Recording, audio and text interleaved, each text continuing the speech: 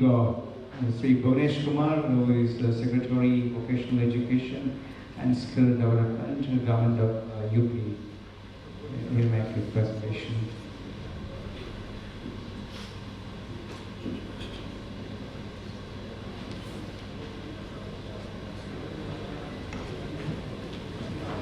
Very good afternoon, ladies and gentlemen.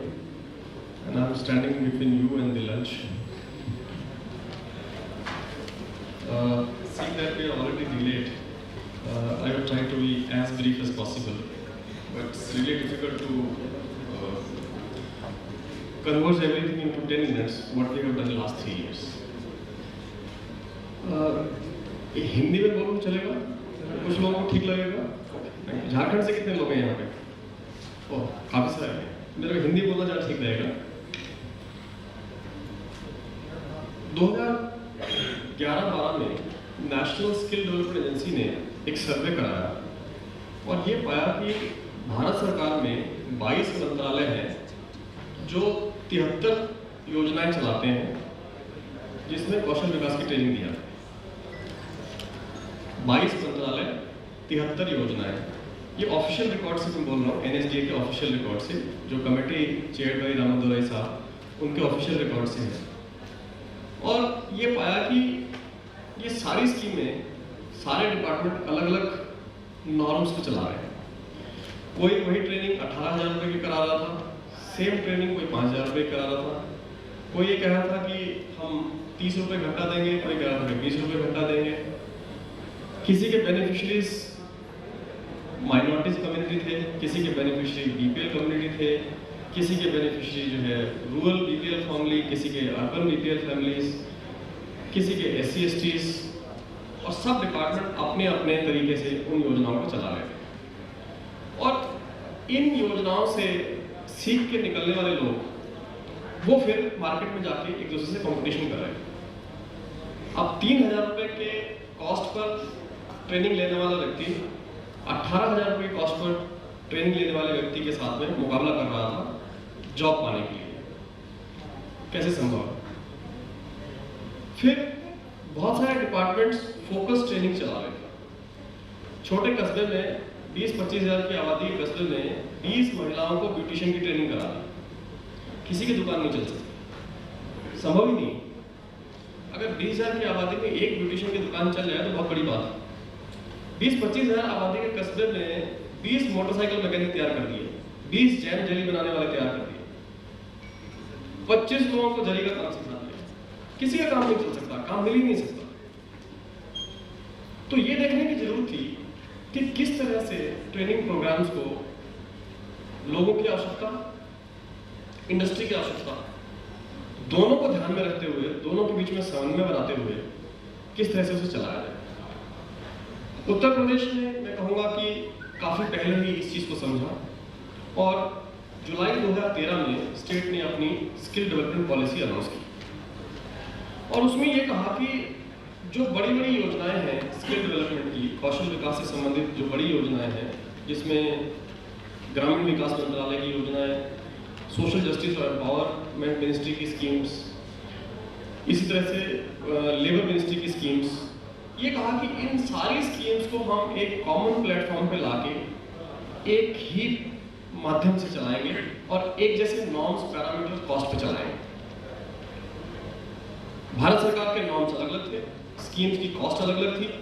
प्रदेश सरकार ने कहा कोई फर्क नहीं पड़ता, जितना पैसा भारत सरकार से मिलना है उसके ऊपर जो भी खर्च होगा वो स्टेट गवर्नमेंट देगी।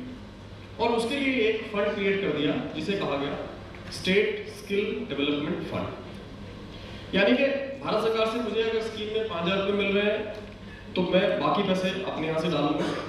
अगर 18,000 रुपये कॉस्ट है तो 13,000 रुपये स्टेट गवर्नमेंट देगी। अगर पूरे 18,000 रुपये भारत सरकार से मिल रहे हैं तो पूरे पैसे वहाँ से लेंगे। उसके अलावा जो भी अतिरिक्त डिफरेंस आएगा वो इस फंड से पूरा किया जाएगा और सारी स्कीम्स में विभिन्न योजनाओं के लाभार्थी वो एक ही क्लासरूम में बैठ के पढ़ सकेंगे।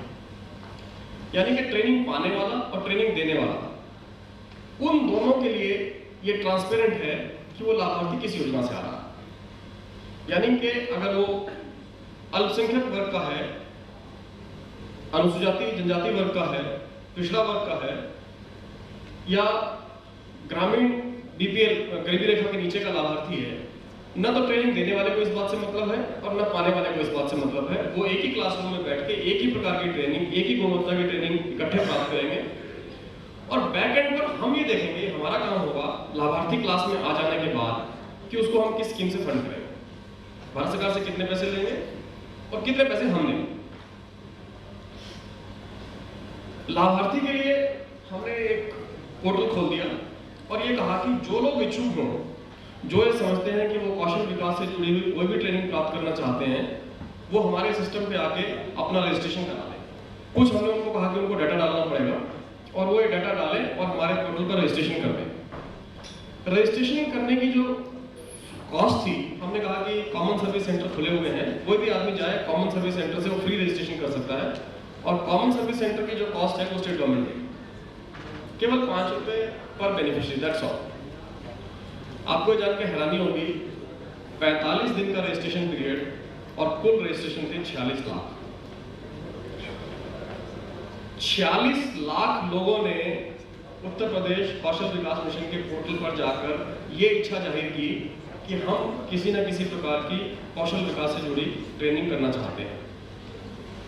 और सबसे बड़ी हैरानी की बात यह होगी कि ऐसा नहीं था कि इसमें स्कूल ड्रॉप आउट हो, कक्षा 8 फेल हो या 10वीं पास 12वीं पास हो, इसमें ग्रेजुएट्स भी थे। इन 46 लाख में से लगभग 1.5 लाख वो थे जिन्होंने कोई ना कोई ग्रेजुएट प्रोग्राम किया था और उन्हें लगता था कि उसके बाद नौकरी नहीं मिल सकती है, लेकिन अगर हम कौशल विकास मिशन का कोई कोर्स कर लेंगे तो उसके बाद नौकरी मिल जाएगी। तो ये एक बहुत बड़ा बूस्ट था, एक बहुत बड़ा बूस्ट था। स्टेट गवर्नमेंट को भी लगा कि लोगों की रुचि है तो इस प्रोग्राम को आगे बढ़ाया जाए। तो इसलिए उत्तर प्रदेश कौशल विकास मिशन की स्थापना हुई। उसका गवर्निंग काउंसिल सीधे मुख्यमंत्री के अधीन था, उसकी जो स्टेट स्टीयरिंग कमेटी है सीधे चीफ सेक्रेटरी के अधीन, और जो उसकी स्टेट एग्जीक्यूटिव कमेटी है वो वोकेशनल डिपार्टमेंट के सेक्रेटरी के पास, और एक full time senior IAS officer Kaushal Vikas mission के लिए, उनकी हेल्प करने के लिए एक स्टेट सिविल सर्विसेज के ऑफिसर, एडिशनल मिशन डायरेक्टर और बाकी पूरा सेटअप। करीब 400 लोगों का सेटअप क्रिएट किया, जिसमें से करीब 50 लोग हेडक्वार्टर पे स्टेट प्रोजेक्ट मैनेजमेंट यूनिट में और 75 जिलों में 4-4 लोग दिए गए, 2 मैनेजर काउंसलर जिनका काम था बच्चों से इंटरेक्ट करना, ट्रेनिंग प्रोवाइडर से इंटरेक्ट करना, सेंटर्स को इंस्पेक्ट करना, और जो एसपीएम है उसका पूरा काम था ट्रेनिंग पार्टनर से कोऑर्डिनेट करना, कोर्सेज को अप्रूव करना, बच्चों का रजिस्ट्रेशन चेक करना, और उसके बाद जो है जो पेमेंट्स के प्रोसेस आए उनको हैंड होल्डिंग करना। ट्रेनिंग कैसे कराई जाए, इसका माध्यम में देखा गया कि इन हाउस फैसिलिटीज नहीं है। पुराने जो ट्रेनिंग प्रोग्राम चलते थे, डिफरेंट डिपार्टमेंट चलाते थे, वो उन ट्रेनिंग प्रोग्राम को एनजीओ के माध्यम से, छोटी छोटी संस्थाओं के माध्यम से चलाते थे और उनकी सफलता नहीं थी, उससे नौकरी नहीं मिलती थी, न वो नौकरी लगा पाने की स्थिति में होते थे। तो इसलिए बड़ी बड़ी प्राइवेट ट्रेनिंग कंपनियां जिन्होंने पिछले यही काम किया, जिनका अनुभव केवल यही था, हमने कहा कि वो कंपनी कम से कम 3 साल की हो, जिसका 1 करोड़ से अधिक का टर्नओवर हो, जिसने कम से कम 2000 लोगों को ट्रेनिंग कराई हो और जिसने इनमें से आधे लोगों को नौकरी भी दिलवाई हो, वही कंपनी एलिजिबल होगी हमारे यहाँ अप्लाई करने के लिए। हमने एक बिड निकाला, लोगों ने अप्लाई किया, 200 से ज़्यादा कंपनियों ने अप्लाई किया, हमने उनका इवैल्यूएशन किया और पहले राउंड में 98 कंपनी को हमने पाया कि वो इस लायक है कि इस तरह की ट्रेनिंग करा सकते। हमने उनको काम अलॉट किया। काम अलॉट करने के बाद हमने उनको पूरा प्रोसीजर बताया कि हमारा सिस्टम कैसे होगा, और ये सब हम स्क्रैच से कर रहे हैं। डे टू डे बेसिस पर हमारे पास जो डिफिकल्टी आती थी, रोज बात करना, रोज पूछना, जो कैंडिडेट है उनसे पता करना, जो ट्रेनिंग प्रोवाइडर है उनसे पूछना, फील्ड के फंक्शनरी से पूछना और फिर बैठ के उसके इंस्ट्रक्शन जनरेट करना। स्क्रैच बाय स्क्रैच हम लोग जो है सिस्टम को डेवलप कर रहे हैं। जब हमने 46 लाख लोगों का रजिस्ट्रेशन था, हमने सारा का सारा डाटा उठा के प्राइवेट ट्रेनिंग प्रोवाइडर्स को दे दिया और ये कहा कि ये आपके डिस्ट्रिक्ट का ट्रेनिंग डाटा है, ये देखिए ये इच्छुक लोग हैं, इनमें से लोग ट्रेनिंग करना चाहते हैं तो आपको जो है मोबिलाइजेशन करने का काम बच जाएगा, ये डाटा आप ले लीजिए। पीटीपीसी ने वापस आके कहा कि इनमें से बहुत सारे लोग इच्छुक नहीं है, इन्होंने तो इसलिए भर दिया कि इनको लग रहा था कि भत्ता मिलेगा, कोई बेरोजगारी कोई स्कीम चलेगी, हमने तो इसलिए भर दिया था, हम तो वास्तव में स्कीम नहीं करना चाहते थे। लेकिन बहुत सारे लोग ऐसे हैं जो अभी भी इच्छुक हैं लेकिन उनका नाम पोर्टल पर नहीं है, तो हमने अपना पोर्टल खोल दिया और ये कहा कि जो भी इच्छुक हो वो आए, रजिस्ट्रेशन करे, लेकिन हमारे पोर्टल पर आए। जो ऐसा नहीं करना चाहते कि एक आदमी 2 बार ट्रेनिंग ले तो हमने उसको आधार लिंक किया। पुराना हमारा अनुभव ये था कि वास्तव में ट्रेनिंग होती नहीं थी, केवल कागजों पर ट्रेनिंग हुई, लोगों ने अपना पेमेंट लिया, चले गए। तो किस तरह से ये सुनिश्चित कराया जाए कि अटेंडेंस क्लास में वास्तव में बच्चे हों? तो हमने बायोमेट्रिक जीपीएस इनेबल्ड डिवाइसेस को इंट्रोड्यूस कराया और ये कहा कि वहीं से अटेंडेंस लेंगे, वहीं से अपलोड करेंगे।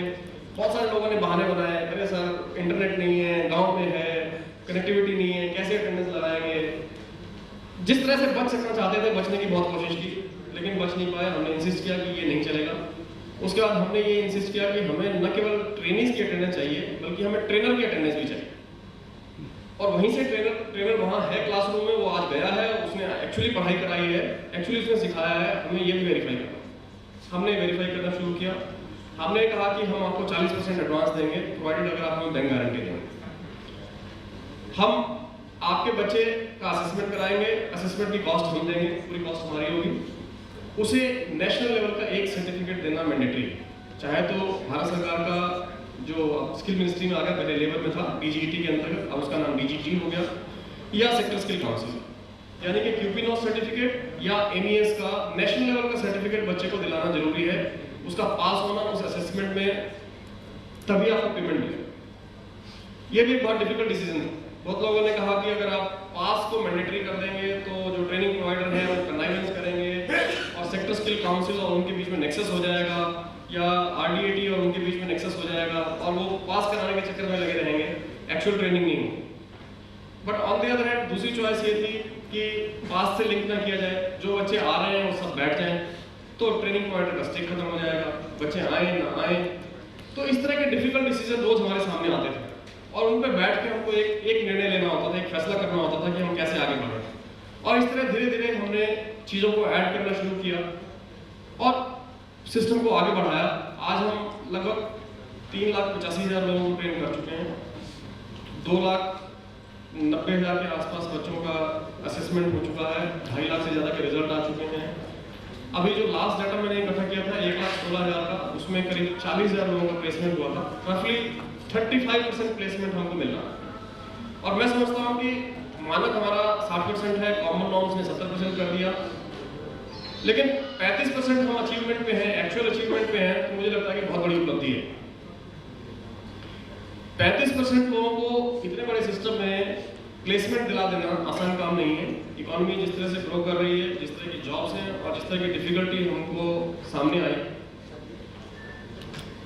हमने टाइम टू टाइम अपने मॉडल्स को रिव्यू किया। फिर हमने पाया कि केवल प्राइवेट ट्रेनिंग प्रोवाइडर ही क्यों, गवर्नमेंट में भी बहुत सारी अच्छी एजेंसीज हैं जो ट्रेनिंग करा सकती हैं। हमारे अपने आईटीआईज हैं, पॉलिटेक्निक्स हैं, इंजीनियरिंग कॉलेज हैं, भारत सरकार की बड़ी अच्छी अच्छी संस्थाएं हैं, एक्सेप्शनल संस्थाएं हैं जो बड़ी स्पेसिफिक सेक्टर के लिए बनाई गई हैं। फॉर एग्जाम्पल प्लास्टिक में सीपेट है, central institute of plastic engineering technology, Lucknow में उसका सेंटर है, वो एमटेक कराते हैं। तो मैंने सीपेट से कहा कि आप वर्कर्स की ट्रेनिंग करा सकते हैं? कह रहे हम बीटेक एमटेक कोर्सेज कराते हैं, हम वर्कर को क्यों ट्रेन कराएंगे? ऐसे कि आपके पास टूल्स इक्विपमेंट्स हैं, मशीनरी है, सब कुछ है, आपको इंस्ट्रक्टर लेने हैं, आप इनकी ट्रेनिंग करा सकते हो। तो कहने लगे चलो हम ट्राई करते हैं। उन्होंने एक बैच चलाया, 50 लोगों का बैच चलाया, 100% प्लेसमेंट हो गया। सब हरिद्वार में प्लास्टिक इंडस्ट्री में, नोएडा में एब्जॉर्ब हो गए। हमने उनका टाइमली पेमेंट कर दिया, उनको भी बड़ा कॉन्फिडेंस आया। फिर उन्होंने कहा कि अच्छा एक बैच और चलाते हैं, उन्होंने और चलाया, करते करते 500 हो गए। फिर उन्होंने कहा कि और दे दीजिए, हमने उनको 1,000 दे दिया। यू विल नॉट बिलीव, आज की तारीख में सीपेट लखनऊ में 200, 250, 300 किलोमीटर डिस्टेंस से बच्चे आते हैं स्किल्ड वर्कर की ट्रेनिंग करने के लिए, क्योंकि उसके गांव के बच्चों का प्लेसमेंट हो गया, उनको 10,000, 12,000, 15,000 की जॉब मिली है और वो आके अपना रहने का इंतजाम खुद करते हैं।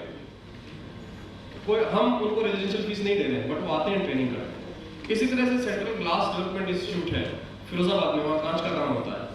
Fragrance and flavours development centre है कन्नौज में, भारत सरकार का है। Footwear and leather training institute है आगरा में। भदोई में कार्पेट की इंस्टीट्यूट है भारत सरकार की। बायोटेक्नोलॉजी पार्क है लखनऊ में, वो बायोटेक्नोलॉजी रिलेटेड और जो ग्रीन हाउसेज हैं उससे रिलेटेड स्किल वर्कर की ट्रेनिंग कराता है।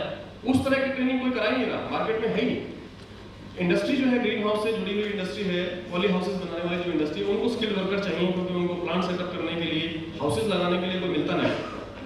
एश्योर्ड एम्प्लॉयमेंट, और वो सब सक्सेस सक्सेसफुल मॉडल हो रहे हैं। गवर्नमेंट ऑफ इंडिया के जितने इंस्टीट्यूट से हमने ट्रेनिंग कराना शुरू किया। मैंने अपने ट्रेनिंग प्रोवाइडर्स को शुरू से कहा कि अगर आप ये सोचते रहेंगे कि मैं ट्रेनिंग देने वाली कंपनी हूँ, तो थोड़े समय में आप बिजनेस से बाहर हो जाएंगे, हम आपको बाहर कर देंगे। क्योंकि मेरा 60% का टारगेट है प्लेसमेंट का, आप अचीव नहीं करेंगे, मैं आपको पेमेंट नहीं करूँगा और मैं नोटिस देके आपको कहूँगा आपको परफॉर्मेंस खराब है, बाहर कर दूँगा। लेकिन अगर आप ये सोचें कि मैं प्लेसमेंट कंपनी पहले हूँ और मार्केट में अगर आप ये ढूंढेंगे जॉब्स कहाँ हैं और मैं उस चीज़ की अगर ट्रेनिंग कराऊंगा, तो आप सफल होंगे, ज़्यादा पैसे पाएंगे। आज के कॉमन नॉर्म्स बनवाने के लिए हमें बहुत स्ट्रगल करना पड़ा। रैशनलाइजेशन कमेटी में हमें बार बार जाना पड़ा और ये कहना पड़ा कि हमारे लिए बहुत डिफिकल्ट है, हम केवल 6 स्कीम चला रहे हैं और 6 स्कीम में इतना कॉम्प्लेक्स स्ट्रक्चर है कि हम उसे करते करते थक गए हैं। कोई ऐसा सिस्टम बनाइए कि नॉर्म सेम हो जाए। फाइनली मिनिस्ट्री ऑफ स्किल्स ने हमारी बात सुनी और कॉमन नॉर्म्स को नोटिफाई किया। We were the first state to adopt those common norms और वो हमने 1 अप्रैल को ही उनको अडॉप्ट कर लिया था। फॉर्चुनेटली गवर्नमेंट ऑफ इंडिया की बहुत सारी मिनिस्ट्रीज ने उन कॉमन नॉर्म्स को अडॉप्ट कर लिया है और अब कुछ रास्ता आसान हुआ है, सरल हुआ है। शायद आपकी अंडरस्टैंडिंग और हमारी अंडरस्टैंडिंग भी थोड़ी आसान हुई। इसके बावजूद भी मैं जब भी कभी इस तरह की कॉन्फ्रेंस में जाता था, इंडस्ट्री से इंटरेक्ट करता था, तो इंडस्ट्री कहती थी कि स्किल मैनपावर नहीं मिलती, हम स्किल मैनपावर नहीं मिलती। तो मैंने कहा कि हम इतनी स्किलिंग करा रहे हैं, आप बार बार कहते हैं स्किल मैनपावर नहीं मिलती, तो फिर तो कहीं ना कहीं गड़बड़ है। जो हम करा रहे हैं, जो आपको चाहिए, उसके पीछे बहुत मिसमैच है। तो उल्टा क्यों नहीं करते? आप क्यों नहीं बताते कि आपकी डिमांड क्या है? मैं ट्रेनिंग उसी हिसाब से कराऊंगा जो आपकी डिमांड है। मैंने ये ओपन ऑफर दे दिया इंडस्ट्री को, ये कहा कि किसी भी इंडस्ट्री को अगर 20 से ज्यादा लड़के चाहिए, लड़के लड़कियां चाहिए किसी भी पर्टिकुलर जॉब प्रोफाइल के लिए, वो अपनी डिमांड में ट्रेनिंग मैं करा के दूंगा, मेरा free offer. I will give any kind of training, whatever you say, we will bear the cost. The state is ready to bear that cost. Whatever we can get from जो भी हमें भारत सरकार की योजना से मिल सकता है, उसके अतिरिक्त अगर और पैसा खर्च होगा तो हम खर्च करेंगे। परफ्यूम इंडस्ट्री में हमने biotechnology park Lucknow, FFDC Lucknow में 3-3 महीने के प्रिलिमिनरी कोर्स कराने के बाद अपने स्टूडेंट्स को फ्रांस भेजा। कौशल विकास मिशन के स्टूडेंट्स को grass, which is the capital of perfumery in the world, grass में ट्रेनिंग कराने के लिए, ग्रास इंस्टीट्यूट ऑफ परफ्यूमरी की ट्रेनिंग करा के वहां से लौटा। अभी बच्चे को शायद ही कोई स्टेट होगा जो विदेश में स्किल्ड लेबर को तैयार करने के लिए वहां लोगों को भेजेगा। The state government has supported this. तो इस तरह के एग्जांपल्स हमारे साथ। उसके बाद एक थर्ड स्टेप आया।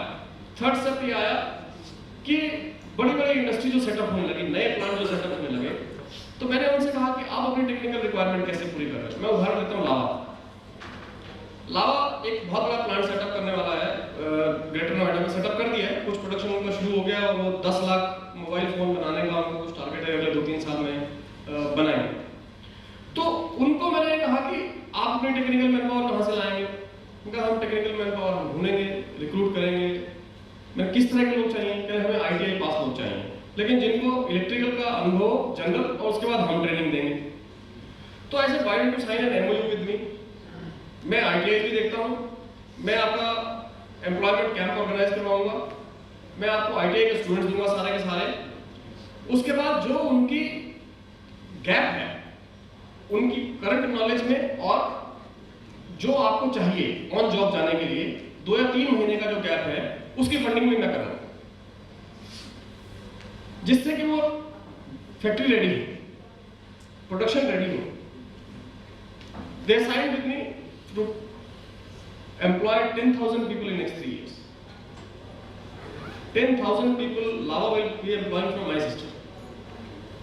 I have similar kind of MOUs with Raymond's, with Cafe Coffee Day, with G4S in the securities, Carby Data in the data systems. Intex is now coming. Intex is setting up similar plant. So we have taken up these niche industries and we kept a condition: any industry which has a turnover of more than 100 crores, if they want this kind of setup, we will do. And we are now signing those kind of MOUs. Essilor, I don't know how many of you have heard. Those who use glasses, they must be knowing what is Essilor. Essilor is a French-based company. They manufacture lenses and glasses and all these things. I am wearing Essilor glasses. उन्होंने एक programme शुरू किया है अपने corporate social responsibility से, जिसमें वो rural areas में आईज प्रोटेक्शन का एक प्रोग्राम प्लान कर रहे हैं, एट द एंड कहीं ना कहीं उनका कमर्शियल इंटरेस्ट है कि अभी जो चश्मे की जो रीच है वो अर्बन एरियाज में ज़्यादा है। रूरल एरिया में लोग चश्मा नहीं लगाते, आंखें टेस्ट भी नहीं कराते। उनको लगता है कि लाइफ ऐसी चलती रहती है। बहुत कम लोग होते हैं जिनको बहुत पढ़ने की जरूरत पड़ती है, किसी ऐसी चीज़ की जरूरत पड़ती है, वरना मजदूर किस्म के लोग जो खेती में काम करते हैं वो लाइफ में चश्मा नहीं बनाते, भले आंखें खराब हो जाए। तो अगर उनको लगता है कि अगर रीच हम बढ़ा लें, अगर हम चश्मे की दुकानें गाँव में सेटअप करें तो हमारा बिजनेस बढ़ेगा। पर एट द सेम टाइम जो लोग चश्मे की दुकान सेटअप करेंगे उनको बिजनेस मिलेगा। तो मैंने I have tied up with एसिलॉग, मैं उनका जो क्लासरूम ट्रेनिंग प्रोग्राम है वो मैं फंड करूंगा कौशल विकास मिशन से, और जो उसका टूल किट्स है और शॉप सेटअप करने के लिए जो इनिशियल इन्वेस्टमेंट है जो उनके CSR से आएगा और बाकी पैसा बैंक से आएगा। So we will be training रफली 3000